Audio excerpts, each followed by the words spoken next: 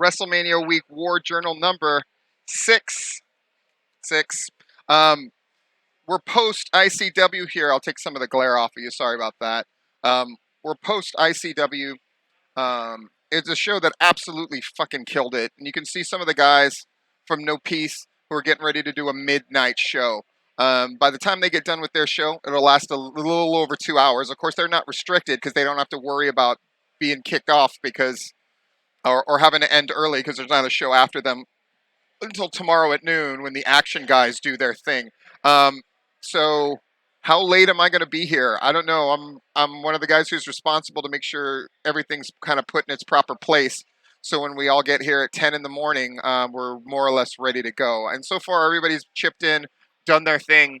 Hopefully, we'll have a crew here to help clean up because No Peace is going to be motherfucking ridiculous. They're going to have all kinds of shit going on. I would imagine we're going to see some light tubes breaking and all that kind of stuff. Though I haven't seen light tubes around, I'm sure the fuckery exists.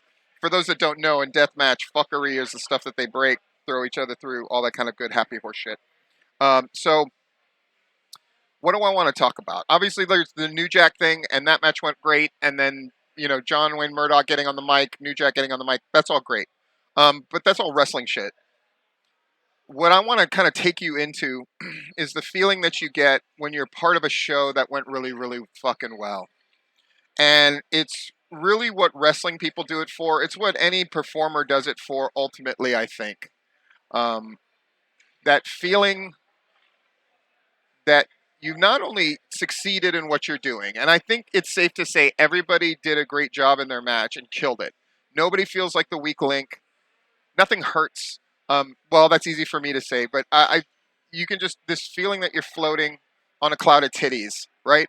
But really what it comes down to, and maybe a lot of people don't analyze it like this, but that's what I do, and that's why you're listening, is really it's about being part of something bigger than yourself, being part of something bigger than yourself that you can look at and say, I was part of that.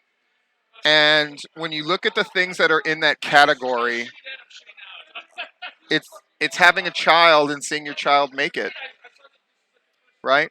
It takes a village, and in this case, it took a whole crew of people to make that show work, and it absolutely worked. From the decision makers to the bookers to the commentators. I was right next to the commentators, doing my thing, tweeting, Facebooking, um, really wearing a couple of different hats tonight, but just letting people in on this beautiful feeling.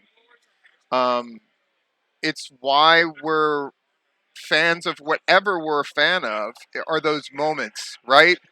It's Captain America picking up Thor's hammer and fighting Thanos and everybody fucking going nuts and getting that collective experience.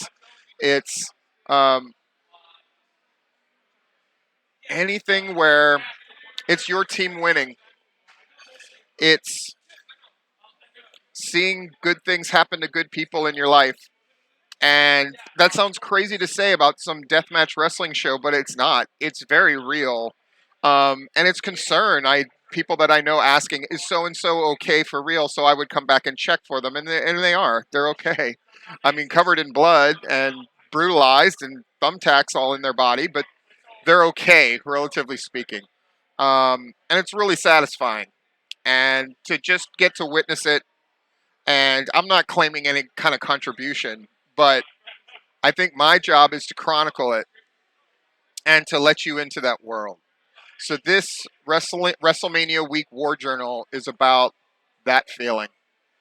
And a reminder that even as a spectator, um, when you witness that feeling and you get to experience it vicariously, the hope is that you are inspired, if not to follow in turn directly with wrestling, in whatever you want to do so you can be part of something greater that elevates you. Um, and that's ultimately what all this shit is about, I would hope. Anyway, I'm going to submit this. And then we've got fucking No Peace Underground starting in over an hour. So I might actually go get some water.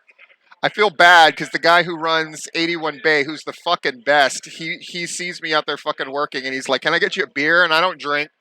People have been offering me all kinds of stuff, and it's so fucking nice. Down to the fucking lady who was trying to throw me some pussy when I was picking up food. It's been really nice, and certainly I'd be more inclined to accept that than a beer or weed, but it's all very appreciated. I'm going to go find that man. I'm going to go have some water, and I'm going to catch you later. I'm going to submit one more motherfucking diary later on.